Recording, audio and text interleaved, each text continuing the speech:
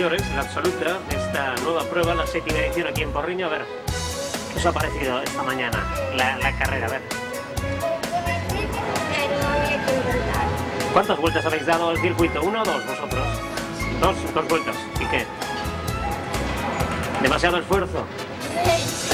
¿En qué posición habéis quedado? ¿Se puede saber? No sabéis en qué posición hasta el veredicto.